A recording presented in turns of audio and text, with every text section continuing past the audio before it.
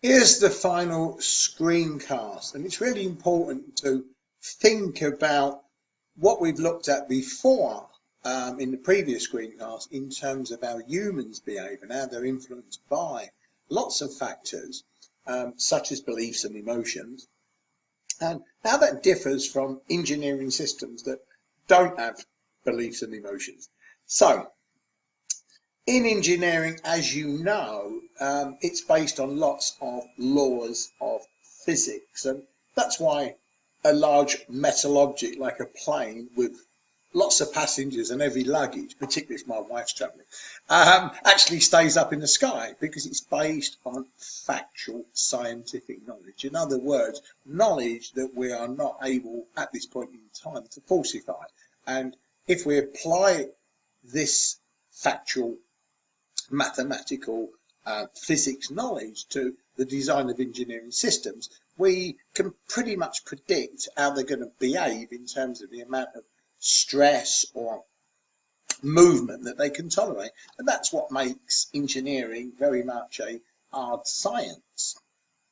Now, when we start talking about human beings, you're probably picking up and you'll know that whilst we have a biological system and much of that follows hard science, the nature of the mind is not totally predictable like the laws of physics are.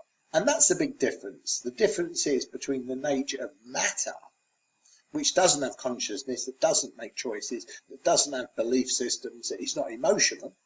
At the end of the day, if you drop your food, the plate that you eat it on the floor and it smashes, it doesn't get up and whack you around the head or give you some abuse. So why have you knocked me on the floor and you smashed me to pieces?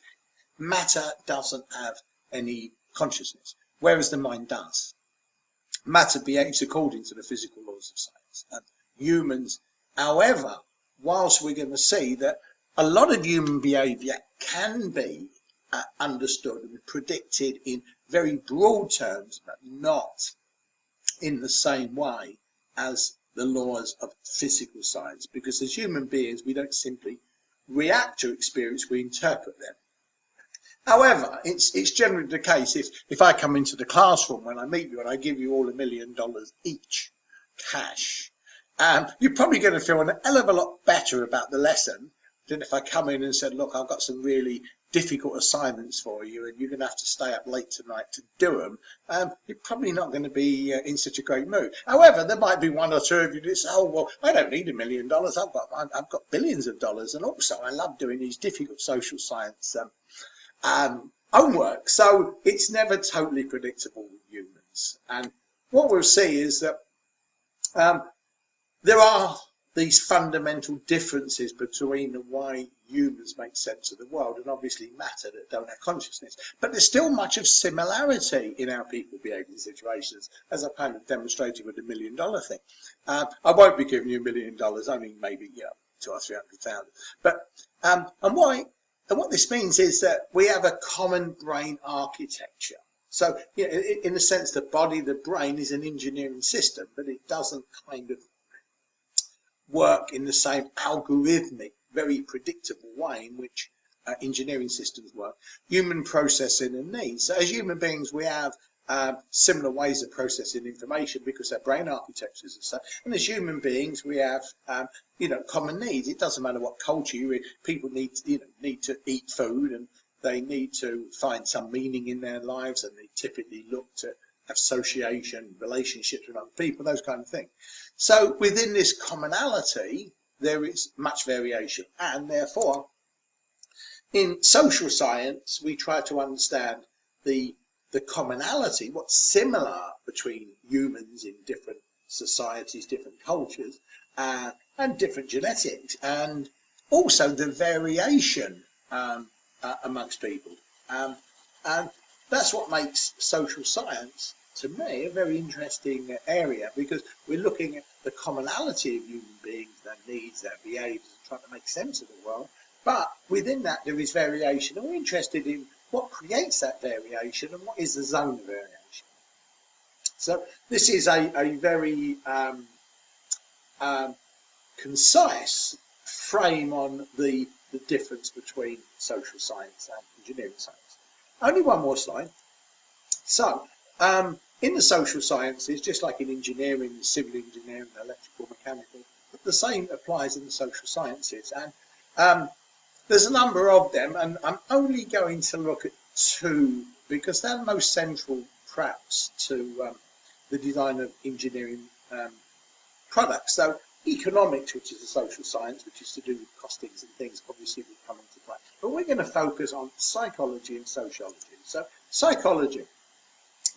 What's psychology about? It's about understanding the human mind, the structure of the mind, the components of the mind. A bit like engineering, the mind is made up of many, many systems and how these systems work. So it's very similar with engineering, except that the some aspects of the mind do not follow nice, predictable algorithms that we hope happens with our engineering system. And that's why planes don't crash, because they're in a bad mood. One aspect of being human is what's called personality. And that's something you'll be aware of, that people have different personalities. Some people are more outgoing, more extrovert, others are quieter, more introvert. So psychology is interested in the structure of personality and what those key dimensions are.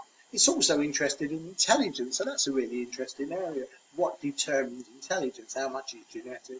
How much is a result of learning, effort, mindset, those kind of things? And you're in an educational institution, and I hope you're learning this content. So we're actually interested in psychologists. Well, how does the learning process occur? What helps learning? And when we meet up, I'll be interested to see your experience of learning this online content. And we know in human society, some people follow the rules, other people break the rules. We're interested in, well, what causes this deviance? Why is it that some people are law-abiding and other people commit sometimes horrendous crimes? So these are some of the big questions that emerge in psychology. Now, sociology sounds similar, but the difference with sociology is that the focus is not so much on the individual, though ultimately the individual in society is an important relationship. But sociology is more on looking at how groups develop and how organisations, group dynamics affect human behaviour. So what is the basis of the organisation of human society? Why do we have democracies and autocracies, and some societies are run by the oldest people, others are run based on democratic voting, etc. And how does our own background, our parents, and also things like our experience at school, peer group influence, does this affect us? And it can also focus on very specific things. Why is it that some students do better at school? How much is own background factors? How much is teaching factors? How much is peer group influence? And again, in terms of deviance, what causes it? But not just focusing on the individual, but perhaps focusing on the people that you mix with, what their beliefs are, what their values are, how they behave, those kind of things, and the influence of the media and things like that. So there's a big, if you like, range of things that social scientists are interested in, and psychology is more focused on the individual, the way the mind works, and sociology is more on the impact of society and how the socialization process, the experiences that we have, perhaps shape our behavior. Now I'm just going to leave you with a thought. How might these disciplines, psychology and sociology, be connected?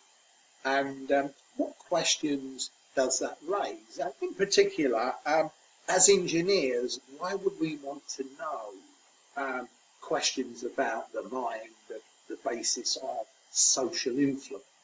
How is that an important question, set of issues for the way we go about designing engineering systems?